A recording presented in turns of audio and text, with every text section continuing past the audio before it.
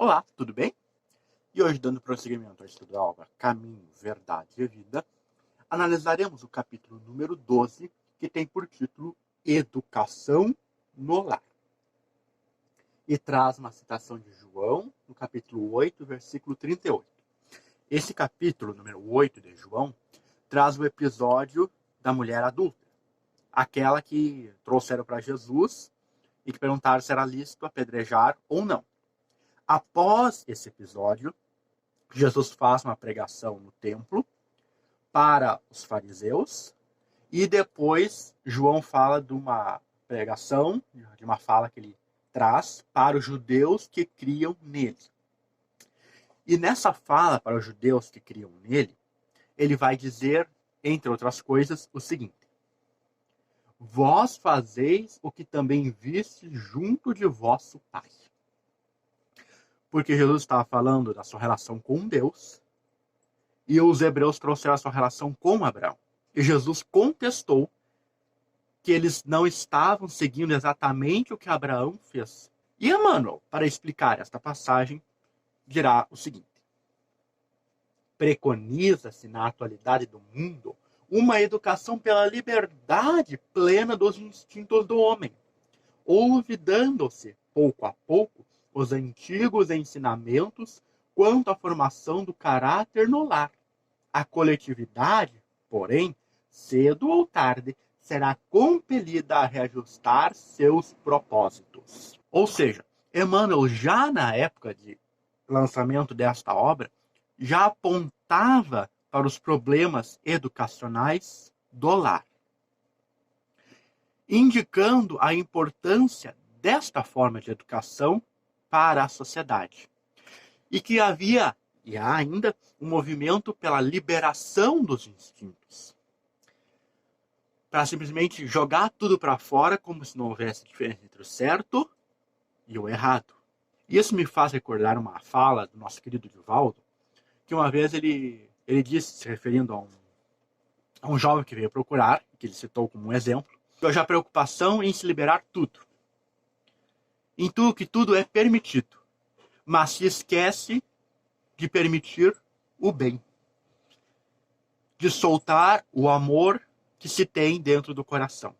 As outras coisas, onde se pode, como se diz no ditado, enfiar o pé na jaca, tudo pode. Mas o amor, a fraternidade e o bem continuam esquecidos, relegados a um canto. E é por isso, então, que Emmanuel vai reforçar a importância da educação no lar, para que esses valores continuem vivos e não faltem à sociedade, como tem faltado. E ele segue: os pais humanos têm de ser os primeiros mentores da criatura. De sua missão amorosa decorre a organização do ambiente justo. Meios corrompidos significam maus pais, entre os que, a peso de longos sacrifícios, conseguem manter, na invigilância coletiva, a segurança possível contra a desordem ameaçadora. Quando Emmanuel nos fala que os pais são os primeiros mentores da criatura humana, esta realmente é uma grande verdade. Até porque a criancinha recém-nascida precisa aprender a sobreviver. E ela vai aprender isso com quem? Com o pai e com a mãe. Por isso que a criança vai colocar os sapatos do pai ou da mãe, vai falar igual, vai andar igual.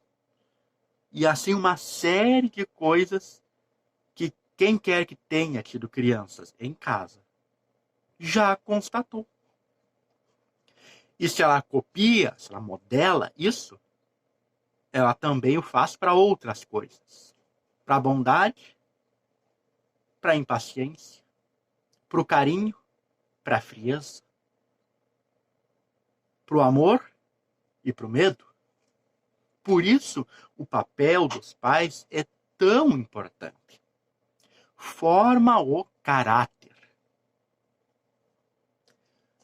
Induz a desabrochar qualidades e também imperfeições.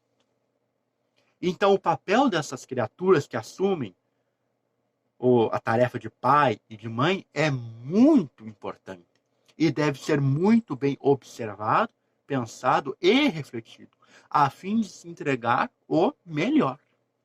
E o benfeitor segue.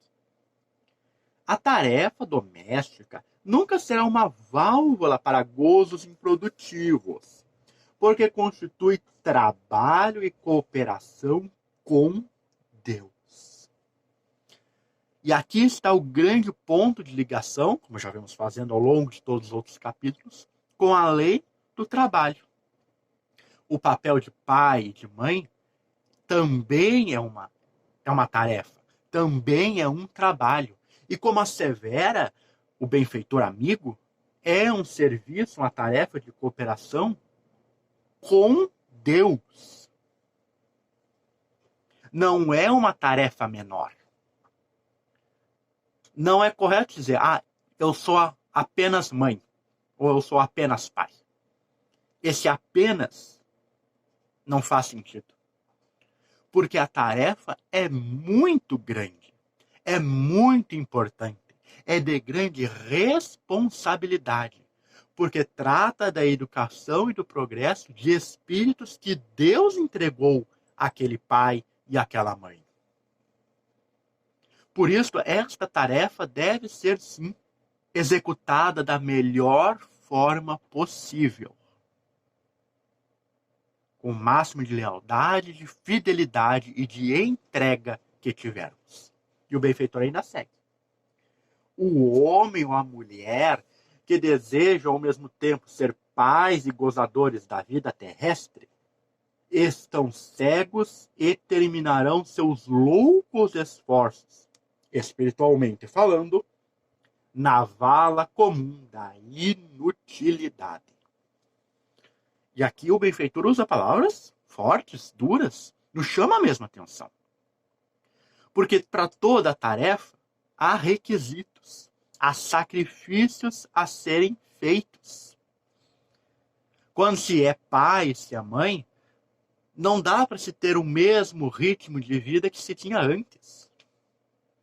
Como ele colocou que é uma tarefa de cooperação direta com Deus, não dá para seguir a rotina, os hábitos, do mesmo jeito que era antes.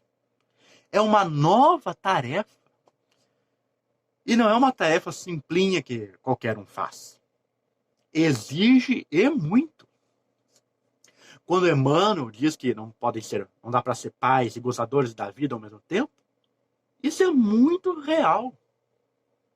Não dá para querer ter os filhos e realmente cuidá-los, realmente ser pai e mãe, não ficar terceirizando para a avó, para o avô, para a creche, para a escola, para não sei quem, e continuar indo para o bailão. Por mais que se goste, que não está fazendo qualquer crítica aos bailes, às festividades em si. Mas é que esse gênero de tarefa impede que se viva rotineiramente nisso. Não tem como conciliar um com o outro. Uma criança pequena ainda exige inúmeros cuidados, atenção. O caráter dela se forma nos primeiros anos de vida. Por isso, aquele que assume o papel de pai ou de mãe deve estar consciente, informado da responsabilidade do que faz, da tarefa que assumiu, que não é, repetimos aqui, pequena ou de menor tamanho, é grandiosa e de alta responsabilidade. Segue o benfeitor. Debalde se improvisarão sociólogos para substituir a educação no lar, por sucedâneos abstrusos que envenenam a alma. Só um espírito que haja compreendido a paternidade de Deus acima de tudo consegue escapar à lei pela qual os filhos sempre imitarão os pais, ainda quando estes sejam perversos. E aqui o benfeitor espiritual conecta com o versículo que ele trouxe. Porque para os hebreus, eles estavam seguindo Abraão, que era o pai de toda a nação. Só que, em realidade, eles não estavam. Eles imitaram os seus próprios pais biológicos, com os erros, com o orgulho, com a vaidade. E os filhos desses imitam também essas mesmas coisas. E a maior que coloca que só alguém realmente compreendeu a paternidade divina é que consegue escapar a essa lei de imitação, a essa lei de modelagem. E quem de nós ainda consegue realmente fazer essa superação? Diremos muitos poucos. Então, a educação que recebemos, os nossos hábitos, os nossos comportamentos, os nossos medos, as nossas inseguranças, as nossas alegrias, a nossa fé, nascem desse processo de imitação que fizemos com os nossos pais. E que hoje, para aqueles que têm filhos, nossos filhos o fazem conosco. Percebes, então, a gravidade da situação, o grau de responsabilidade que temos? E aí talvez até fiquemos um pouco receosos, porque todos sabemos que somos imperfeitos. E é claro que nessa lei, nossos filhos, assim como aconteceu conosco, acabarão imitando, copiando, modelando coisas não tão boas nossas. No atual estágio, isso é inevitável. Mas, e aí que vem a notícia boa, eles também copiam as coisas boas, ao qual nós podemos balançar para que eles copiem mais as boas do que as más.